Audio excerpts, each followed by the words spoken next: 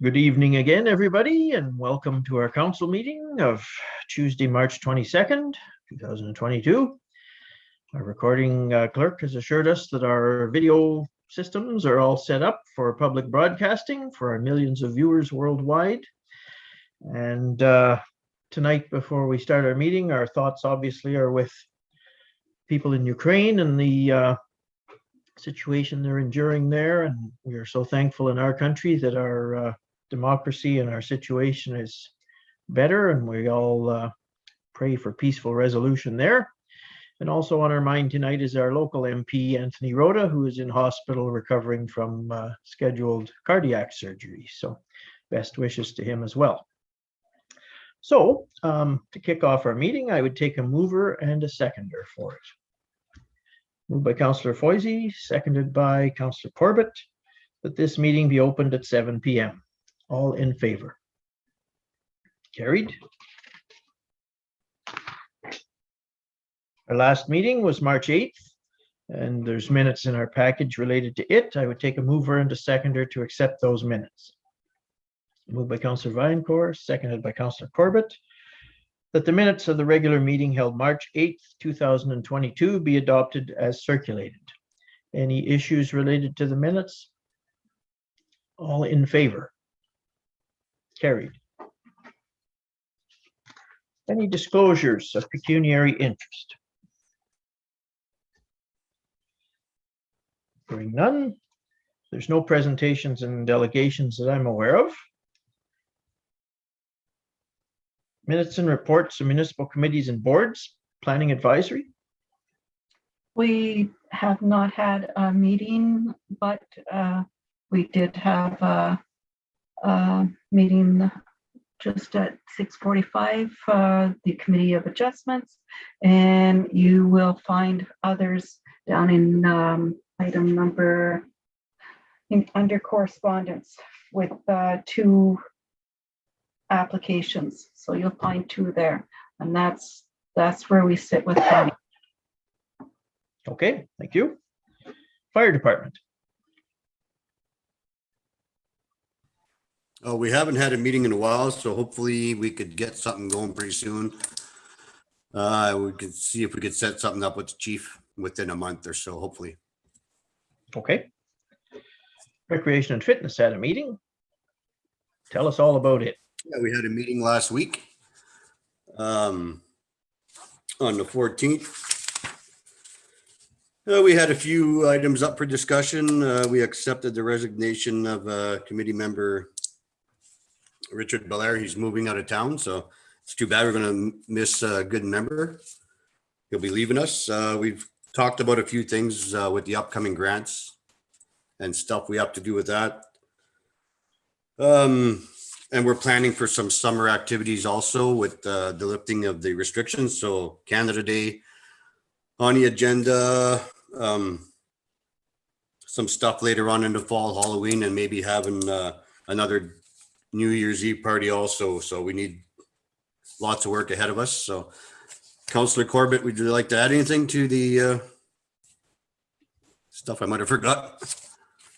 No, I think that was great. I mean, obviously looking forward to staff are busy doing their work behind the scenes now on lining up all of the great work that's going to be done with the grants that we've received from the other levels of government, as well as our contributions. So looking forward to some great work starting on the waterfront this year. So. All right. Also, we have put out a call on the website for a new member. We're looking for volunteers to help out. That's about it. Thanks. Okay, thank you. Library.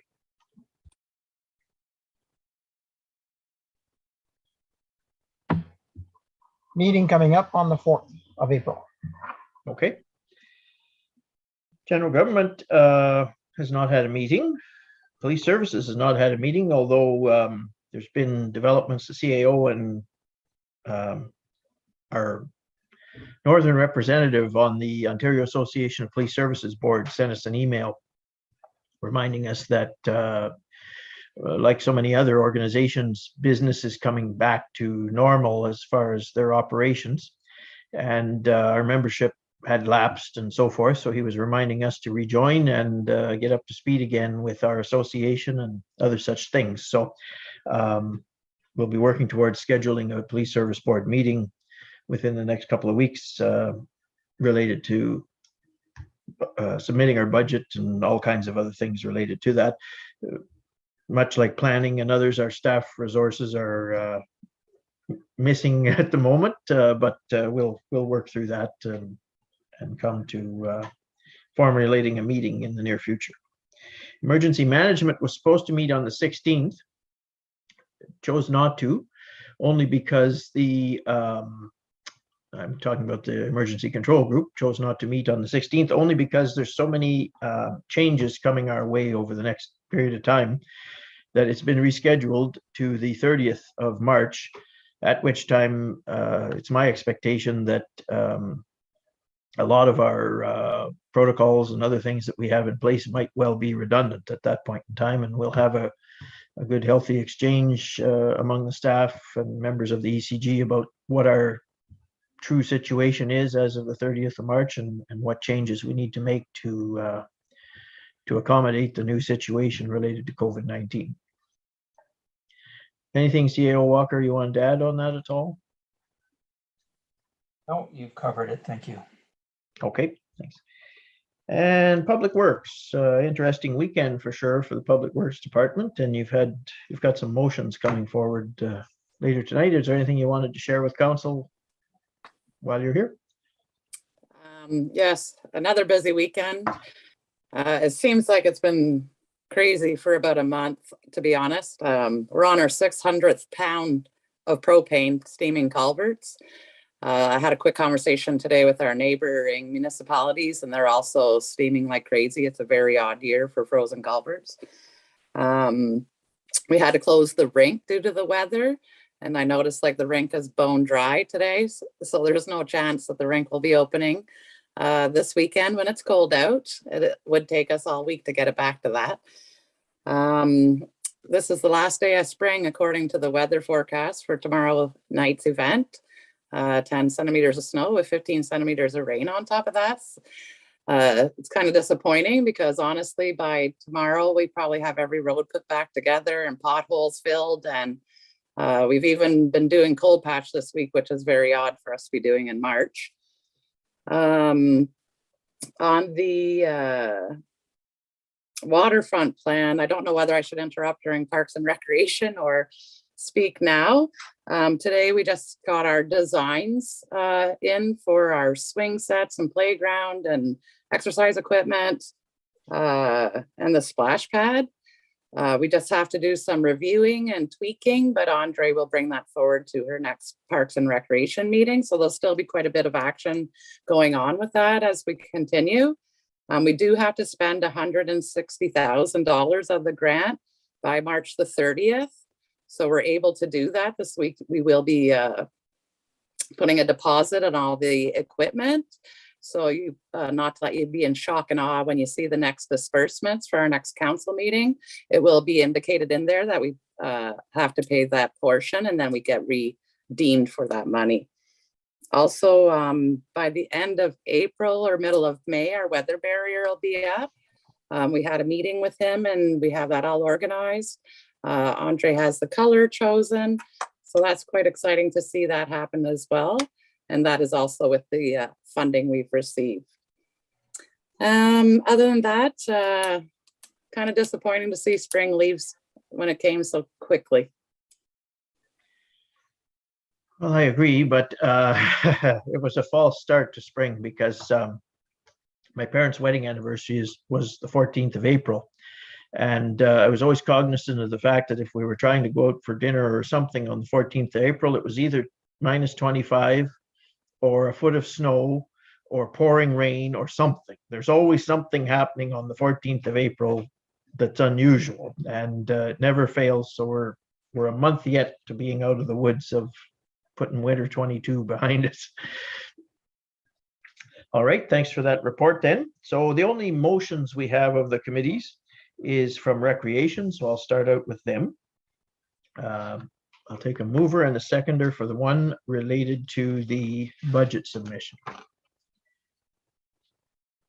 Moved by Councillor Vinecourt, seconded by Councillor Corbett. Whereas the Recreation and Fitness Committee recommended to Council to accept the 2022 Recreation and Fitness Committee budget as submitted, and that it be referred to the General Government and Finance Committee, be it hereby resolved that the Council approves of this recommendation. Any questions? All in favor? Carried. Next one, I take a mover and a seconder related to accepting the resignation of Member Belair. Moved by Councillor Vinecourt, seconded by Councillor Lagasse. Whereas the Recreation and Fitness Committee recommends to Council to accept Richard Belair's resignation from the committee, and that a letter be sent thanking him for his services, be it hereby resolved that Council approves of this recommendation. All in favor? Carried. I have a question. Yes. When it comes to the minutes, it says that a letter be sent thanking her for her services. That was noted earlier today, yes. Okay, all right. Thanks. I take a mover and a seconder for the advertisement for the new member. Moved by Councillor Corbett, seconded by Councillor Vinecourt. Whereas the Recreation and Fitness Committee recommends to Council that advertising be placed on the website for a member to sit on the committee, be it hereby resolved that Council approves of this recommendation. Any questions? All in favor? Carried.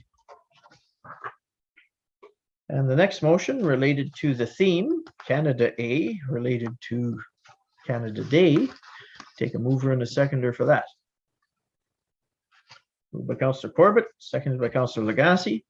Whereas the Recreation and Fitness Committee recommends to Council that Canadian A be declared as the theme for the Canada Day 2022 celebration, be it hereby resolved that Council approves of this recommendation. Any questions? Yes, Councillor Lagasse. It goes along with the T-shirts that they had previously gotten. Will it be on the website of where people can buy them? Yes, we will have to replenish what we had sold previously, and we're hoping to have a newsletter out by the end of April with all of the details of the Canada Day and where they can purchase their T-shirts and everything. Okay. Any other questions? All in favor? Carried.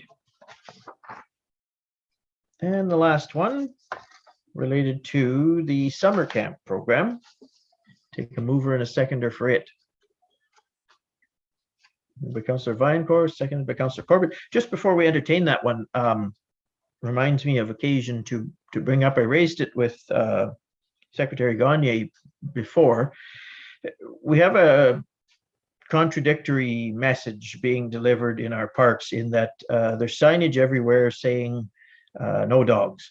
And it was raised by email by members of the public before for us to clarify our position on that. It got set aside with the COVID situation and everything quite a while ago.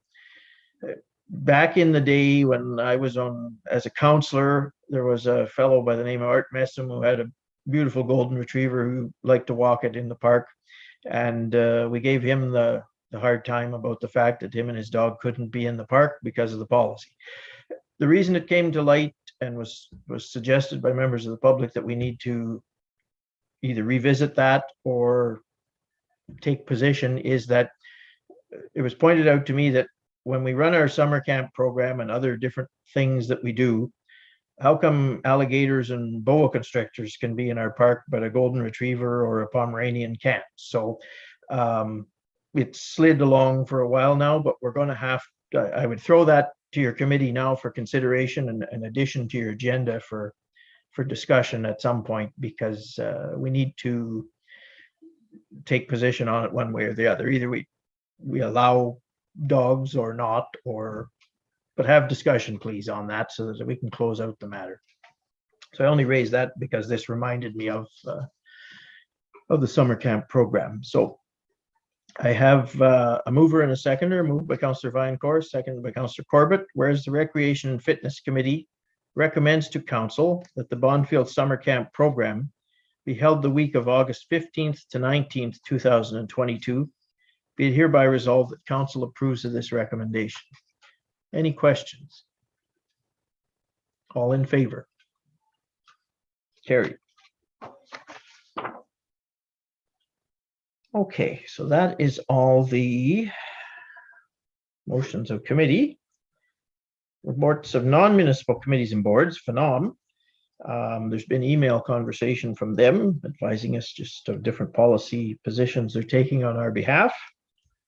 Conservation Authority.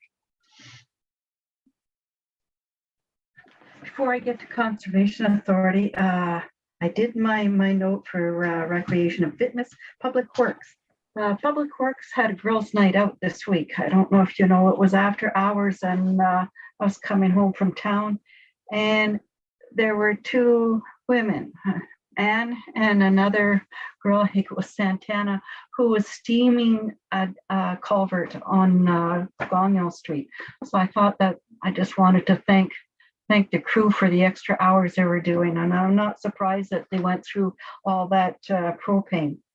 For the North Bay Mattawa Conservation Authority, our meeting is tomorrow, but I just want everyone to know that there will be an advisory statement to monitor our water and our for the upcoming storm that's coming. And we will be talking about events. Everyone's getting excited for events that are starting to come out. I know Recreation was getting excited for Canada Day, and that the same with all these other communities and boards. So yeah, that'll be something to look out for, and I'll report on that the next meeting. Thank you. Okay, thank you. Yeah, the Conservation Authority was circulating emails even over the past weekend related to water courses and danger near them, and the potential for ice jams and slippery slope banks for children playing and all of those things. So we all need to be cognizant of the fact that it is spring and there's hazards out there. I know also, and it's unfortunate, myself included, a lot of people around had water entering basements and garages and all kinds of things. So we're hoping these large deluges of water are few and far between going forward for a little while. Castleholm had the pleasure of attending the sod turning ceremony back a week and a half ago. CAO Walker was there too, and we got to cruise around and talk to some of the locals that were there and the dignitaries. And it was a chilly morning. It was probably the last cold morning of the past while, but it was a good event, and there was good media related to it. So I'm happy to see construction is finally underway. So that's a really good thing. Item 7.1, notice of motion by Councillor Foisey. Would you like to speak to your notice of motion now or later? Later. Okay. Introduction and consideration of bylaws. There's none this evening, so we'll move right to disbursements. And I would take a mover and a seconder for the disbursements, and then I'll open the floor for questions. Moved by Councillor Corbett, seconded by Councillor Lagasse. Before I read the motion in, is there any questions related to the disbursements? Yes, Councillor Lagasse. On page 1 of 3, under general government, the 50% deposit on the rink curtain, that's 62,000 is half of what it'll cost for the rink curtain. All right. Okay. And can I ask another question, Mayor McLaren? Well, you're leaving the big question unanswered because it was tipped off earlier that our deputy clerk chose the color of the curtains. What color are they? Not flamingo pink, I hope. No? No. No, a nice gray was chosen to complement the existing rink building and everything. So it'll be a Okay. nice light, darker gray, not dark gray, but a nice gray. Okay. And- For and our just- viewers, oh, sorry, go ahead. Sorry, I was just going to clarify Councillor Legacy's comment that even though that $62,000 is refundable, it's part of the grant. So we have to pay, and then we will be reimbursed by OTF, I believe, Anne? Yeah, that The whole was one of amount the grants we received that maybe didn't get quite enough fanfare for our viewers at home. Our rink facility has a problem in that the sun shines in on it and melts our ice in March more than other times. The snow likes to blow in from the heavy winds either direction. And in the summertime, the rain likes to blow in. So it was determined a long time ago that retractable curtains would be a great thing for that facility to keep that from happening. Of course, because it's a public building and all of the other complexities of the size of it and everything else, they need to be, fireproof and all of those things that for public protection. So obviously the cost is higher than you would guess, but the Ontario Trillium program has funded that completely for us. So we're very, very grateful and appreciative of that. Sorry to cut you off there, Councillor Legacy. Your second question. No, they were all answered. Oh, No more questions. Thank you. what was the second one? It was regarding the exposure to the rink. Yeah. Thank you. Okay. Yes, Councillor Vinecourt. Just another note on the curtains. It's going to be retractable, and I guess it's all automated. Also, apparently it'll be just. It's supposed to be quite the system, so it'll be a great addition, I think, to the rink for sure. I have one question on page 2 of 3 for probably Manager Carr. On rebuilt of 3-ton 4,200. Yeah, what was that? Yeah. We had to have the rear end repaired on the 3-ton. I know it sounds sickly to hear this because I feel like I say it enough over the last few years. However, we could not buy the parts to fix it. So we had to send it out to Dana Spicer. And they had to rebuild the rear end instead of us actually replacing it with parts. Okay. Yeah, like when we called GM, you couldn't even get the drawings or the part numbers at all. It's terrible, but it's all better now. Okay. What year's that truck? Just A 2007. wow, really? Eh? They Yeah. couldn't get. Well, okay. Thanks. That's it. Okay. Any other questions? Okay. So moved by Councillor Corbett, seconded by Councillor Legacy, that the following disbursements be approved as prepared. All departments under APO 5988, resulting in a subtotal of $105,197.43, and payroll batches 1,200 through 1,202, coming to $29,775.33 for a total disbursement of $134,972.76. Last call for questions related to this group of disbursements. All in favor? Carried. Correspondence and information. The first one, as alluded to earlier by Councillor Legacy, they're planning related matters.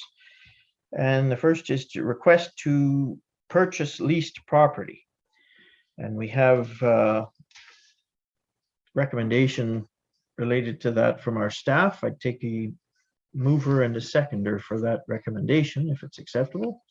Moved by Councillor Vinecourt, seconded by Councillor Corbett. Whereas Kelsey Shank has submitted a request to erect a dwelling on property that he leases from the township.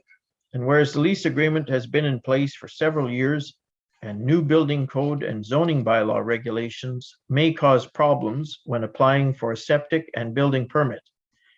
Be it hereby resolved that council requests staff to review this file and submit a report to council with recommendations to resolve these issues that will ensure that Kelsey Shank will be able to erect a dwelling as requested, and further that staff report back to council at their next regularly scheduled meeting.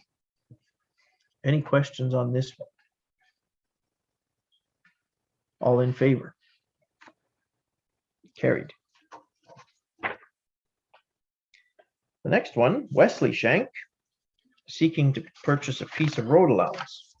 And there's a staff report related to it in our package and a motion. I take a mover and a seconder for the motion.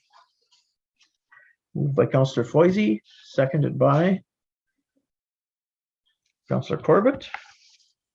Whereas Wesley Shank has submitted a request to purchase and close a portion of the road allowance, and whereas the Director of Planning has recommended that Council not entertain this request, and whereas this portion of the road allowance is access to Lake La Chapelle and possible future recreational purposes, be it hereby resolved that Council does not wish to close this portion of the road allowance, and that staff notify Mr. Shank accordingly. Any questions? Yes, Councillor Lagasse. I do have a question. The report from the Director of Planning and the recommendation are a little bit different. The recommendation is because the portion of the road allowance is access to Lake La Chapelle. And in the report, they talk about the snowmobilers and how they use the trail, and it's on privately owned property, and owners have agreed to allow this. Should this owner or future owner decide to stop snowmobilers using the trail, the only access to continue the trail toward the lake is this public road allowance. So there are other people that they cross over on private land that the people have given their approval to do this. But this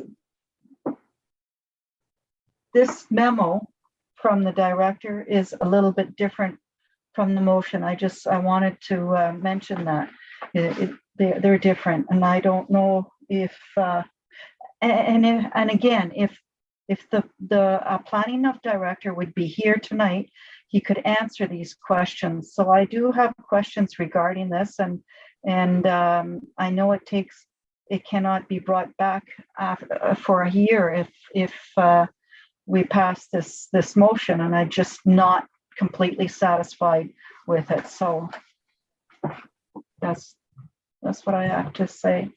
Yes, CAO Walker.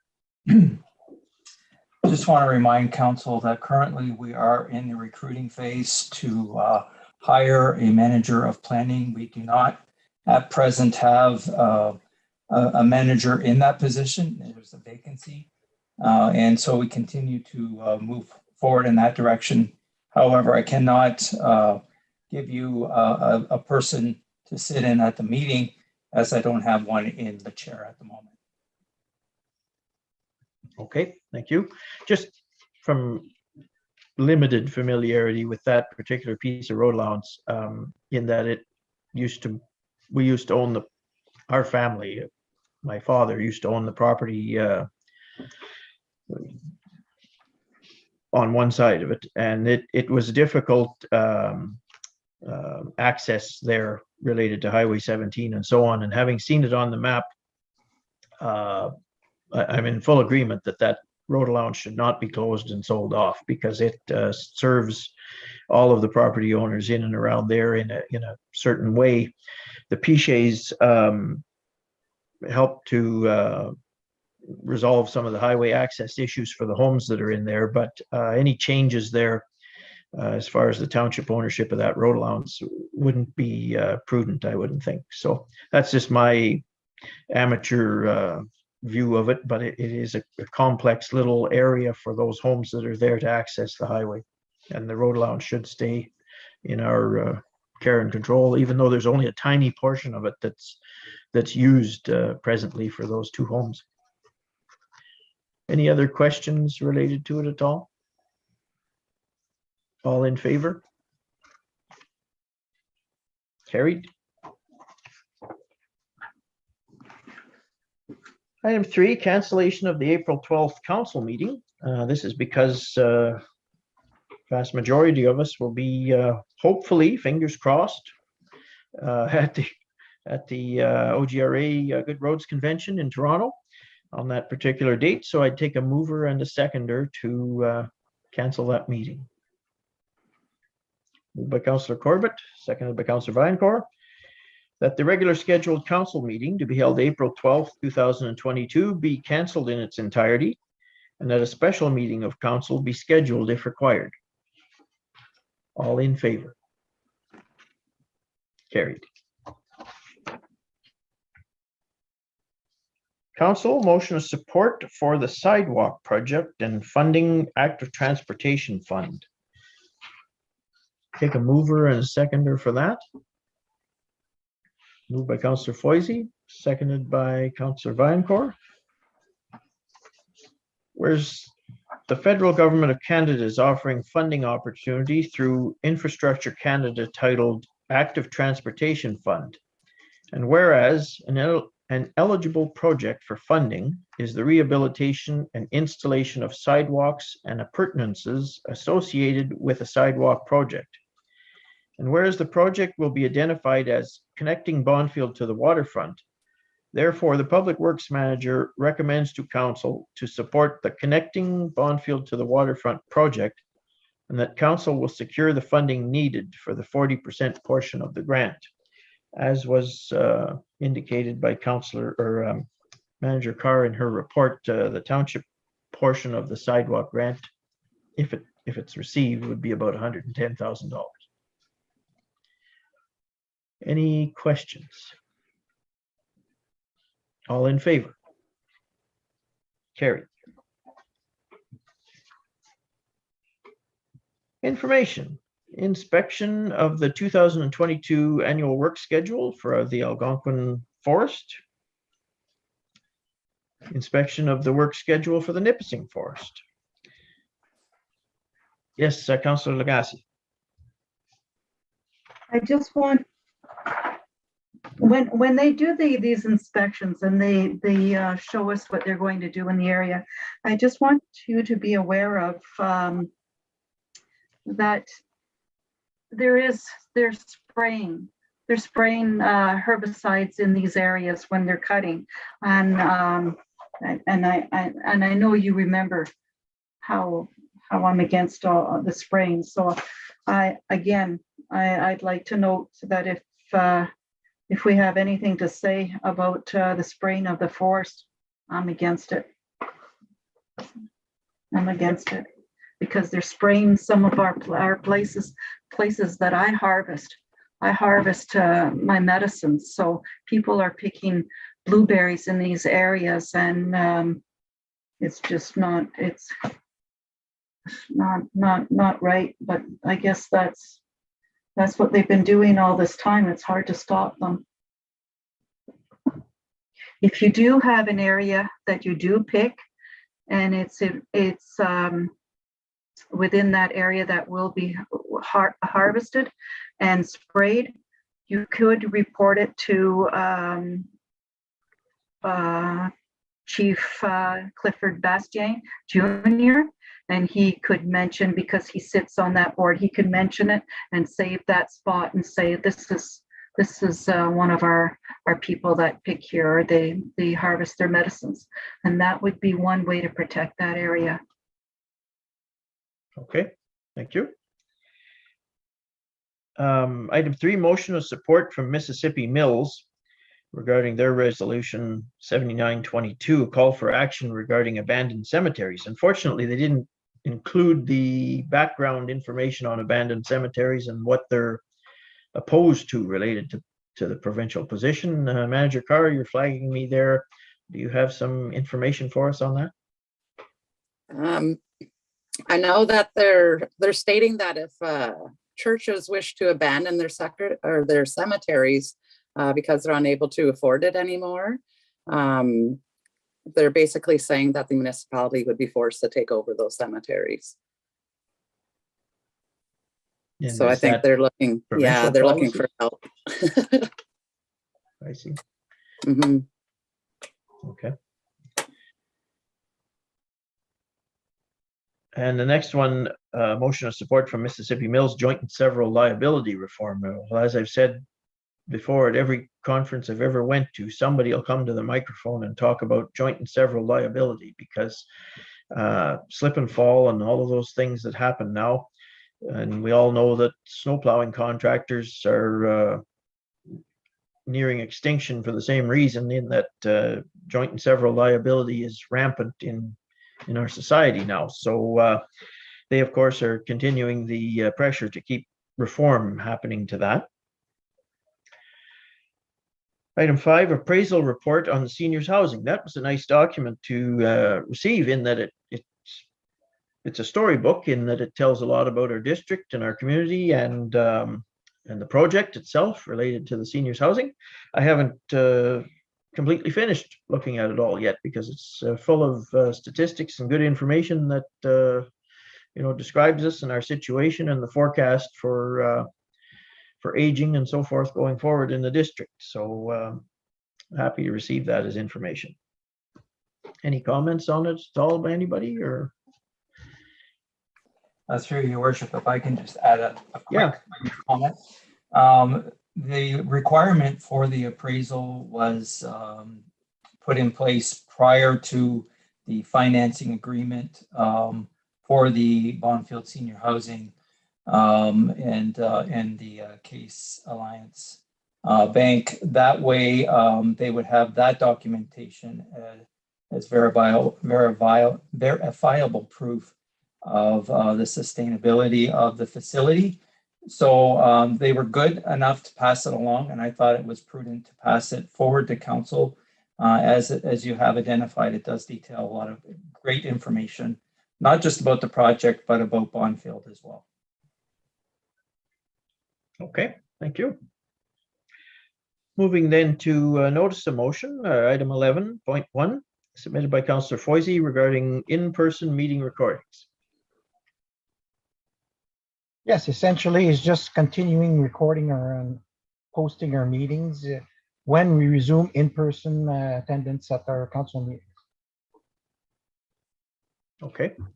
CEO Walker and I, and prior to that, CEO Johnston and I talked about the fact that now that we have viewers following at home, and we can track that and see that there's actually people enjoying watching their council in action by video, that I don't think we could ever go back to the day where our council is not available by video. So I strongly support that notice of motion in that regard. Councillor Viancourt, you had a question or a statement? Yeah, I just was going to say, didn't we start that before the pandemic? We had some recordings, eh? We never flipped the switch to actually make the council meeting live, but I want to say we had a grant or some reason we installed the cameras and had capability to broadcast our council meetings. We just never went live, and then COVID-19 come along and put us all online instead of in the chambers. So, yes, Councillor Corbett. That's great to hear. So the infrastructure is actually already in the chambers, so it'll be little cost to the municipality at this point. If we move forward with this motion. Yeah, and in that we haven't really did an actual meeting using the infrastructure that we have, to the best of my knowledge. I think staff probably sat in my chair and recorded a little bit to see if the angles were right and everything. But no, our audio, we have no idea probably how well that's going to work and everything. But as far as we know, and maybe Deputy Clerk Gagne can speak to it, as far as we know, it's just a matter of being in the chambers and actually using the equipment we have in place. Is that accurate? To a certain degree, yes. The equipment, I believe, would need to be upgraded now because it's been so long and it's old.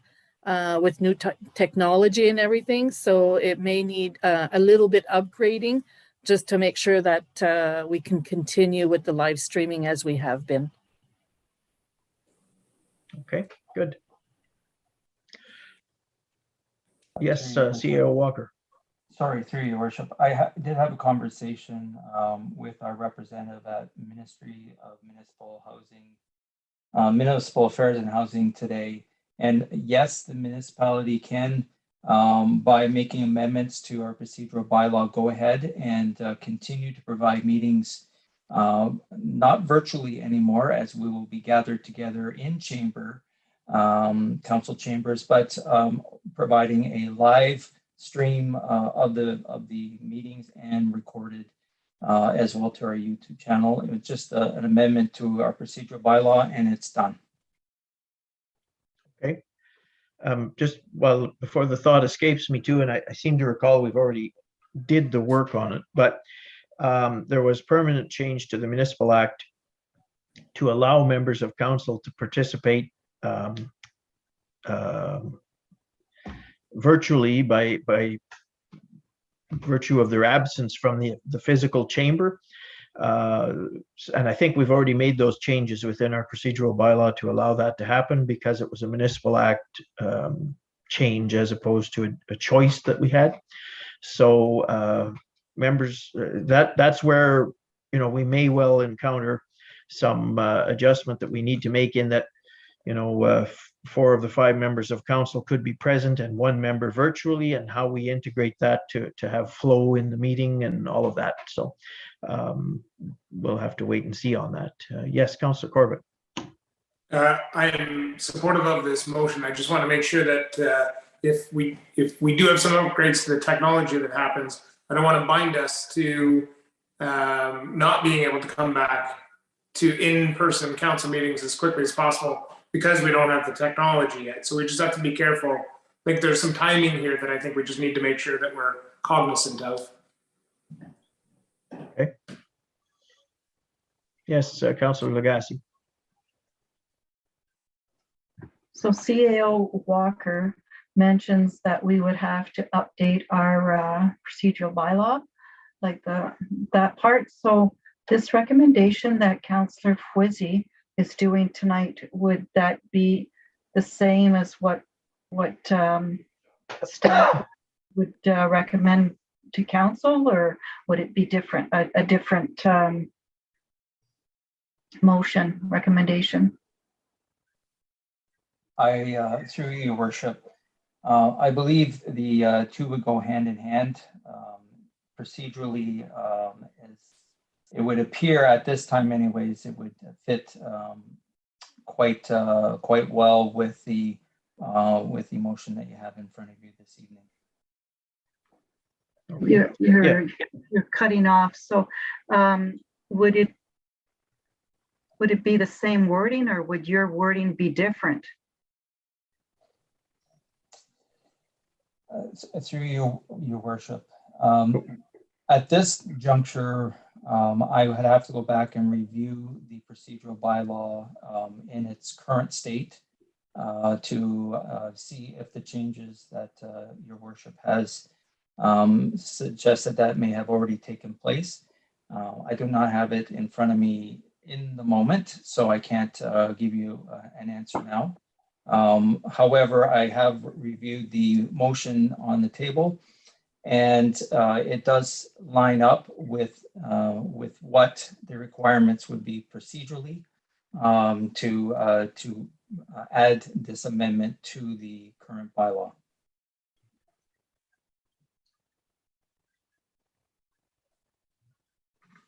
Okay. Any other questions related to the notice of motion then? Okay, Councillor Foisey, is it your intention to have this motion entered into consideration now? Sure. Okay, would you so move then? Yes. Okay, moved by Councillor Foisey, seconded by Councillor Corbett. Whereas in-person, recorded, and streamed meetings had been considered in the past, And whereas YouTube Zoom meetings have gained popularity and interest from the viewing public wanting to be kept informed on the municipality's developments. And whereas recorded and streamed meetings have contributed to the accountability and transparency of council and its committees during the COVID-19 pandemic.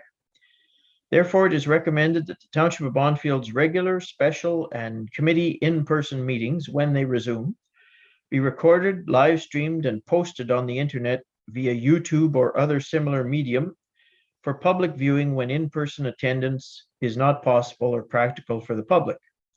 And that it is also recommended that this in-person meeting recording, live streaming, and posting be added to the township's procedural bylaw if required. Any questions? All in favor? Carried.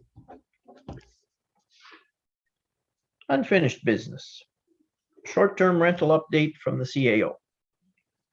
Floor is yours. Okay, well, through your worship, as promised, I have been looking into the short-term rentals, what other municipalities are doing across Ontario. I put out a survey in front of all the CAOs and bylaw and planning departments that I could in Ontario. So far, I have received back 38 responses and have spoken to, in some meaningful way, to 38 different municipalities currently right now that are either already done dealing with this matter or in the process. So I just wanted to really quickly speak to this, and then we can, and this is for council's information and for the public to be able to digest. Currently, after reviewing our planning, our official plan and our zoning bylaw in its present state, I have found that it does not have the language necessary to either refuse or allow short-term rentals within our township. So at the moment, there is no current regulations regarding them. When I did a research for the advertised short-term rentals on sites like Airbnb and Vrbo, I have located 15 within our township. I also reviewed the response given by our legal counsel, and I do agree with the exertions that he made in regards to this matter regarding our current state under our official plan and zoning bylaw. With the rise of short-term rentals impact across the municipalities, whether they're large cities, towns, upper tiers, and regional municipalities, or small towns, townships, villages, single-tier municipalities such as ourselves, this has come to be a hot topic item. Of the municipalities surveyed, of the 38, I found 5 that are within the same parameters as our municipal profile, that being populations under 5,000 that are rural and northern in nature. Locally, we have North Bay and East Ferris who have already started their review and consultations. I'm just going to give a little bit of feedback as to the breakdown of the 38 municipalities that I have interviewed. 15 have either updated their zoning bylaws or have made amendments to their zoning bylaws. 21 currently are reviewing their official plans and bylaws and are in process of amending their bylaws. 1 decided not to address short-term rentals until after completing a full review. And 1 is awaiting the outcomes to challenges that are before the Ontario Lands Tribunals. Those who have already resolved this have spent no less than 6 months reviewing their situation, conducting community consultations through surveys, public forums, town hall meetings, and the like. However, the average, the median average in Ontario is at 1 to 1.5 years. The maximum took 2.25 years from start to finish to come to that resolution of how they were going to resolve it. Many have used consulting firms throughout the process and have spent tens of thousands of dollars doing so. All but one have decided to permit and allow short-term rentals in their municipalities, but in so doing, they are forced to regulate them. Some of the ways they are regulating them are required. They're going to go out and find the current short-term rental providers. Licensing is required, and they will have to sign annual agreements with the municipality. Limits on the number of short-term rentals permitted within the municipality. There is a capping system. It's looking at zoning issues, regulating occupancy limits per square meter of rental space, upgrading fire and emergency regulations, parking permits, and or increased parking spaces, upgrades to sanitary, wastewater, and solid waste removal systems, potential environmental impacts on lands, waterways, and natural habitats. Most municipalities have had to increase their bylaw enforcement staff to enforce the new regulations and create and now enforce a new fee schedule that are to cover the costs of application reviews, licensing, inspections, enhanced enforcement, complaints handling, such as noise, nuisance, increased waste, and refuse, increased traffic flow counts, and related impacts that are causing premature declination of roads and underlying linear assets and infrastructure. 55% or thereabout of the municipalities have, however, indicated that short-term rentals do contribute to the economy and to tourism and have advantages. In discussions with JL Richards, we will be reviewing short-term rentals, glamping, and yurts as part of our new official plan, and it is possible to complete this within the current schedule with a completion date as of no later than May 2023. I just wanted to make point that we have two options that were given to us, at minimum, from Jason Farragon, our team lead from JL Richards. And we can do a review during this process of our official plan and zoning bylaw. And we can do community engagement and take that feedback and bring it back to the council table and make decisions without a lot of extra work or possibly no budgetary impact. However, option 2 would be to do a more fulsome and exploratory work, looking at the existing regulatory framework, municipal precedents, recommended changes to the framework, and what reporting would be like for our review. This approach would save doing the public consultation. However, the downside is we don't know what the public wants or needs are. In order to do a more fulsome review, we'd be looking at a minimum of $10,000 to $15,000 increase to the contract costs. I just want to finish with reminding council that we have no planner on staff. The recruiting process is ongoing, and I hope to have this resolved within the next 3 or 4 weeks. So at this time, availability of staff and staff expertise may be lacking.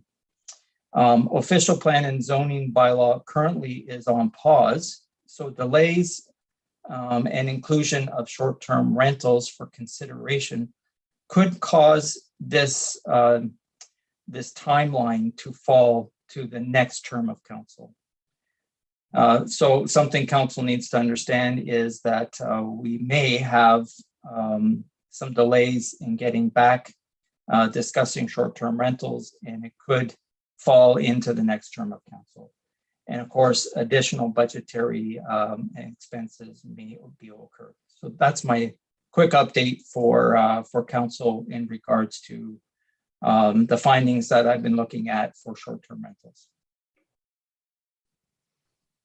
Okay, thank you. Any questions from council related to CAO Walker's report? Yes, Councillor Vinecourt. I just want to comment that I read it today, and I thought it was a pretty good good report, and I basically agree with it. And considering the timeline, I think we should put it forward to the next, I mean, have staff maybe start looking at it, but I think it's going to be a next council issue for sure. Guaranteed. So Okay, unfortunately, with the situation we're in. Thank you. yes, Councillor Corbett. I'd concur, and it's unfortunate that just timing with the election, I'm not trying to pass the puck. However, taking the time to get this right, doing proper public consultations, I do like option one of having it within our current budgeted framework for coming out with the official plan. But I think while it's not going to make everybody happy, that it's going to take a little bit of time to get this right, it's our job to take the time on behalf of the citizens and get it right. So I would support that approach. I think the big unknown at this point too is how quickly or not we resolve our staffing issue related to that department. But Councillor Lagasse. I just like to thank you. We asked for a report. We asked for staff to look into it, and you did I really enjoyed looking at your report, and I thought you had put a lot of time and effort into it. So thank you, and I respect that it would most probably go to the next council. Thank you. Okay. Any other questions or comments on it? If not, then there's no addendum. Confirmatory bylaw. I'd take a mover and a seconder for it. Moved by Councillor Foisey, seconded by Councillor Vinecourt. Whereas council deems it expedient to pass 3 readings of the following bylaw at this session, be it hereby resolved that a bylaw to confirm the proceedings of council from March 8th, 2022 to March 22nd, 2022, be read a first, second, and third time, passed and numbered 2022-18, and that the said bylaw be signed by the mayor and clerk, sealed with the seal of the corporation, and be engrossed in the bylaw book. All in favor? Carried. I would now take a motion to adjourn. Moved by Councillor Lagasse, seconded by Councillor Vinecourt, that this meeting be adjourned at 7:58 p.m. All in favor? Carried, and thank you. Night. Have a good night. Have a good night, everybody. You as well. Night, everyone. Right.